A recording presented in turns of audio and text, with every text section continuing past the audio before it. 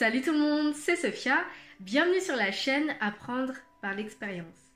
La dernière fois, je disais à mon partenaire, je pense pas que ce soit une bonne idée d'avoir des enfants dans ce monde actuellement. Parce que même si on n'est pas dans un monde de bisounours, même si ça sera jamais la paix à 100%, vivre dans ce climat de peur, de haine, de méchanceté entre les uns les autres, un prof décapité et ainsi de suite, le harcèlement, les femmes qui se font battre, qui se font tuer, c'est ce climat d'insécurité que je ressens de plus en plus. Je pense que je dois pas être la seule. Quand on rencontre quelqu'un, on se dit j'espère que c'est pas un psychopathe, j'espère que c'est pas un pervers narcissique, j'espère que c'est pas ci, j'espère que c'est pas ça. On est rempli de méfiance, on est méchant envers les uns et les autres. Et j'avais cette pensée qui est peut-être triste, mais je me suis vraiment posé la question et du coup il m'a dit mais il faut quand même peupler la terre. Ça a été sa réponse. Et dans ma tête, je me suis dit mais en fait je fais des enfants pas pour peupler la terre. Donc en fait je m'en fiche de peupler la terre. Je fais des enfants parce que j'ai envie de faire des enfants. D'un côté ça m'a fait rire et même si j'en veux, je me suis quand même dit on est dans un monde brut qui fait peur. Désormais, lorsqu'on est une femme, on a peur de marcher dans les rues tout seul, dans des coins de rue, lorsqu'il fait un petit peu trop nuit, on regarde derrière nous, il y a des filles qui veulent porter des armes comme des bombes lacrymogènes, des choses comme ça, parce que lorsqu'elles se font agresser, elles sont vulnérables. Et ça peut se comprendre, mais la loi est contre ça apparemment. Bref, faudra vérifier, hein. Je suis pas calée dans ce genre de choses. Mais même moi, je commence à me dire que peut-être qu'il est bien de mettre quelque chose dans son sac au cas où. Parce que très souvent, on voit que c'est les autres qui se font agresser, c'est les autres qui sont dans des situations où on se dit « Waouh, quand même !» Mais que ça nous arrive pas à nous. Alors qu'en fait, ça pourrait arriver à n'importe qui, mais surtout à nous. On n'est pas à l'abri de ce genre de choses. Mais ça, c'était une parenthèse.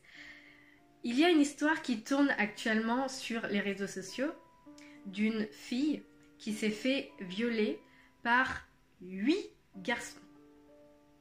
Elle a été invitée à une soirée et elle flirtait avec l'un d'eux. Donc, elle vient dans cette soirée. Elle prend des substances illicites. Je ne sais pas si c'était avant ou après ou dans la soirée, je ne sais pas et peu importe. Elle n'était pas en état, elle n'était pas consciente. Donc, il se passe ce qui se passe. Elle a des rapports sexuels avec celui avec qui elle flirte. J'ai envie de dire, elle fait ce qu'elle veut, c'est son corps, tant qu'elle en a envie. Mais, il y a les amis de cet homme, donc les 7 autres, qui sont arrivés et qui se sont octroyés le droit de avoir un rapport sexuel avec elle sans qu'elle soit consentante. Elle qui était totalement dans le gaz, un homme qui lui prend une jambe, un autre homme qui lui prend l'autre jambe, ses parties intimes qui sont filmées et ainsi de suite à la chaîne, chacun prend son coup, etc. Monstrueux, le truc monstrueux. Le pire dedans, c'est que l'un des cousins de l'un des 8, je vais les appeler violeurs parce que la fille n'était pas consentante. Donc pour moi, il y a vraiment eu viol. Un des cousins des 8 violeurs, d'accord, prend la parole, dit clairement, bah en fait, on l'a invité à la soirée pour ça. Moi, ce qui m'a choquée, c'est cet homme, dans ses propos, avait l'air de dire que cette femme était une fille légère. Donc elle avait l'habitude d'être facile d'accès.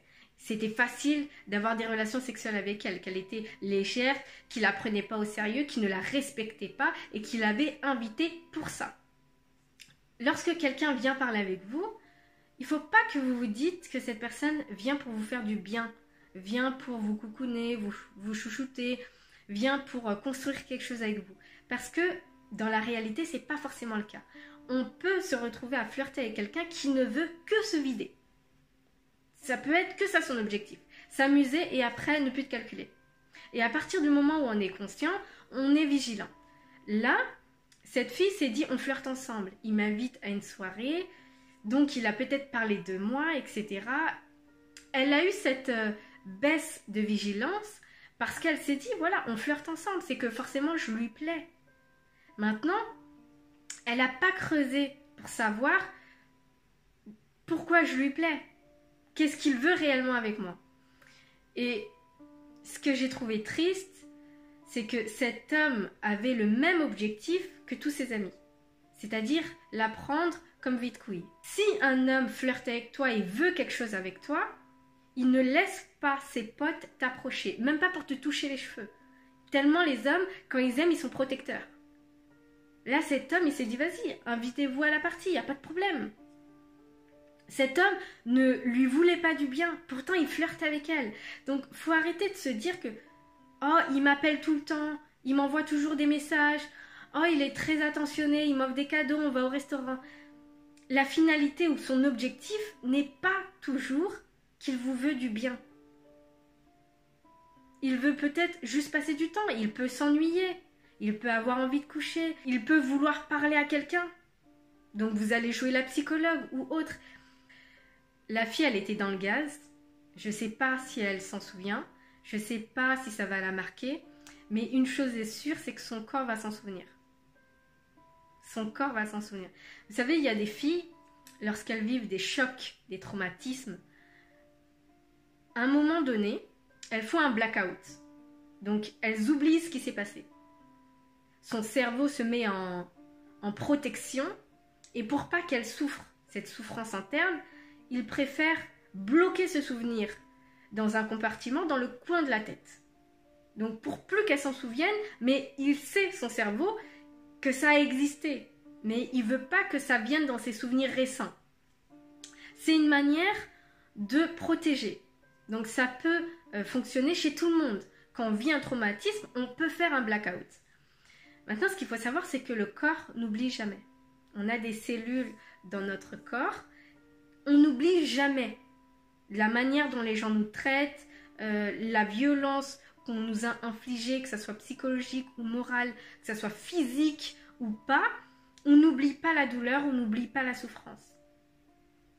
Et il existe des femmes, des hommes qui, après un traumatisme, ont fait un blackout, mais comme le corps s'en souvient, ces personnes commencent à avoir des plaques, des grosses plaques sur le corps. Ils commencent à avoir de l'eczéma, des choses comme ça. En fait, le corps manifeste une douleur. On se dit, ah, c'est juste de l'eczéma. En réalité, c'est pas que de l'eczéma. C'est une réaction due à une souffrance qui est cachée dans votre cerveau. Donc, même si vous n'en avez pas le souvenir, c'est là. Votre corps le sait, le vit et lui ne l'oublie pas. Donc, vous allez avoir des grosses plaques, des eczémas. Vous savez, quand quelqu'un est stressé, il se gratte, vous avez des grosses plaques, des gros boutons. Ou il y a des personnes qui perdent tous leurs cheveux, tous leurs cils, tous leurs sourcils. Après un choc, après un décès, après un viol, après... Le choc est tellement intense que ton corps n'arrive pas à contenir et du coup, il le manifeste d'une manière ou d'une autre. Tout en sachant que cette personne ne s'en souvient pas. Mais c'est une réaction à la douleur. C'est-à-dire qu'à l'intérieur de vous, il y a une grande souffrance. Et comme le cerveau vous protège, mais le corps ne peut pas faire semblant qu'il n'y a jamais rien eu. Donc, il commence à manifester des choses. Pour en revenir au sujet, cette femme, on ne sait pas pourquoi elle a ce comportement léger. De quoi je vais parler? Le fait qu'elle envoie un message qui est contre elle, d'accord? Ce message de « je suis une fille légère, avec moi c'est facile de coucher », etc. Même si c'est contre elle, c'est peut-être le comportement qu'elle a. Il faut essayer de comprendre pourquoi elle a ce comportement. Peut-être qu'elle n'a pas eu d'amour de ses parents ou de manifestation d'amour. Peut-être qu'on ne l'a jamais dit « je t'aime », qu'on ne l'a pas prise dans les bras, qu'on ne l'a pas rassurée. Peut-être qu'elle a un manque d'attention, peut-être qu'elle a besoin de se faire voir, elle a besoin d'être aimée, elle a besoin d'aimer. Et comme elle n'a personne Peut-être qu'à la personne, peut-être qu'elle se sent indifférente et qu'elle se dit, voilà, pour qu'on m'aime, pour qu'on s'intéresse à moi, il faut que je me projette devant, il faut que je fasse ce que les gens attendent de moi. Il faut que je fasse ce que les hommes attendent de moi. Donc, avoir ce comportement pour qu'ils puissent s'intéresser à moi. Est-ce que ça fonctionne? Oui. Mais est-ce que c'est la bonne manière? Non. Parce que tu as des hommes qui vont s'intéresser, mais pas pour sa personne. Pour son corps, et ainsi de suite. Donc, on ne peut pas juger quelqu'un qui a un comportement léger en se disant juste, elle a ce comportement parce que c'est donc on va l'insulter en se disant, voilà, elle se respecte pas. Ça peut être lié à quelque chose qu'elle vit dans sa vie au quotidien. Ça peut être une souffrance, un manque d'attention ou autre qui fait qu'elle a besoin de parler, elle a besoin de se sentir belle, elle a besoin que quelqu'un s'intéresse à elle. Ça peut être un cri d'alerte. Comme les gens n'observent pas leur comportement, peut-être qu'elle se rend même pas compte qu'elle souffre en fait. Vous savez, il y a des personnes, des femmes par exemple, qui se font violer, que ce soit durant l'enfance ou adulte, et elles continuent de vivre, elles ne guérissent pas. Elles ne prennent pas ce temps, elles ne savent pas comment faire pour guérir, pour cicatriser, parce que ça reste une plaie ouverte, et elles vont attirer à elles d'autres personnes qui vont lui faire la même chose. Donc elle a vécu un viol, elle va attirer des personnes qui vont la violer. Mais c'est de manière inconsciente. Elle a une profonde tristesse qu'elle n'arrive pas à guérir, elle n'arrive pas à comprendre, elle n'arrive pas à sortir de là. Elle est en train de se noyer dans sa tristesse, et même si en apparence elle montre que peut-être elle est forte, que c'est du passé, qu'elle continue d'avancer, à l'intérieur d'elle c'est le chaos. Les personnes qu'elle va attirer parce qu'à l'intérieur d'elle c'est le chaos, ça va être des personnes qui vont répéter ce qu'elle a vécu. Ça fait comme si elle n'était jamais sortie de cet épisode. Parce que ça recommence sans cesse et sans cesse et sans cesse. On ne comprend pas. Parce que sur le coup, on se dit que c'est un hasard. Mais c'est pas du hasard. Ce n'est jamais du hasard. On attire à soi certaines personnes, surtout lorsqu'on est mal. Surtout lorsqu'on est mal. C'est pareil pour les filles qui se font battre. Elles sortent d'une relation en se disant c'est bon, maintenant je veux quelqu'un de bien, je veux faire attention à moi. Elles retombent sur le même schéma. Pourtant c'est quelqu'un de différent, mais c'est quelqu'un qui va la battre de nouveau. Alors que dans le monde il y a des gens qui n'ont jamais rencontré quelqu'un qui a levé la main sur eux. Et ben t'as des filles qui ont déjà vécu ça et qui continuent d'attirer à eux des personnes qui leur font revivre ce traumatisme, ce choc. À l'intérieur d'eux, c'est la guerre. La guerre pour rester debout, pour ne pas se noyer, pour ne pas s'effondrer, pour ne pas déprimer, pour continuer de vivre. Mais à l'intérieur, tu te noies. Tu peux attirer à toi des personnes qui te font du mal. Un mal que tu as déjà connu dans le passé. En fait, il faudrait reprogrammer son intérieur. Travailler, essayer de comprendre que vous êtes victime, que vous n'êtes pas coupable. Décortiquer les choses. Prendre le temps de guérir, tout simplement en comprenant, en ayant conscience que c'est pas de votre faute. Maintenant, il y a des signes révélateurs qui peuvent te faire comprendre les choses si tu mets un petit peu du tien pour ne pas nier, étouffer les choses. Ça sert à rien de faire comme si tu n'avais jamais rien vécu ou que tu l'as vécu et que ça va jamais t'arriver. Ça peut de nouveau t'arriver si tu n'es pas vigilante. Donc pour revenir à l'histoire, cet homme, parce que je vois déjà des personnes qui vont me dire mais quel est le rapport avec ta chaîne? Quelqu'un qui parle avec vous n'est pas forcément quelqu'un qui vous veut du bien. Voilà, on arrête la naïveté, on arrête de se dire que quelqu'un qui vient nous veut du bien, veut nous marier, veut qu'on devienne la mère de leurs enfants, ainsi de suite. C'est faux, c'est pas toujours le cas et malheureusement, dans un monde où actuellement il y a la société de consommation, c'est je prends, j'utilise, je jette. Donc c'est une catastrophe. Si c'est pas avec toi, c'est avec une autre. Les gens ne prennent même plus le temps de se battre pour leur relation. Et comme le sexe, c'est facile d'en avoir, eh ben ils se servent. Et ça, c'est autant les femmes que les hommes. Pour en venir à l'histoire, moi ça me blesse. Et ça me blesse parce que je suis une femme. Je suis une femme, tout comme cette femme qui s'est fait abuser. Le pire, toute personne qui était dans la soirée a vu ce qui se passait. Autant les hommes que les femmes. Les parties intimes ont été filmées, la fille elle était dans le coltard, etc. Les mecs se sentaient puissants et forts parce qu'ils étaient en train de coucher, soi-disant eux, une grande partouze, alors que c'est juste dégueulasse quand tu le fais avec une fille qui n'est même pas consciente. Ils sont tout fiers d'eux. Mais le pire des pires, c'est les filles qui étaient dans la soirée. Il n'y en a aucune d'elles qui est partie pour la défendre, qui est partie pour les dégager, qui est partie pour les affronter en leur disant mais c'est dégueulasse ce que vous faites en fait. C'est une fille, vous n'avez pas à être à 8 pour venir faire vos affaires. Qu'elle soit une fille légère ou pas, ça ne concerne personne. Si elle a envie de coucher avec quelqu'un, ça ne regarde qu'elle. Mais par contre, vous n'avez pas à décider de faire une partouze sans qu'elle vous en a donné le consentement.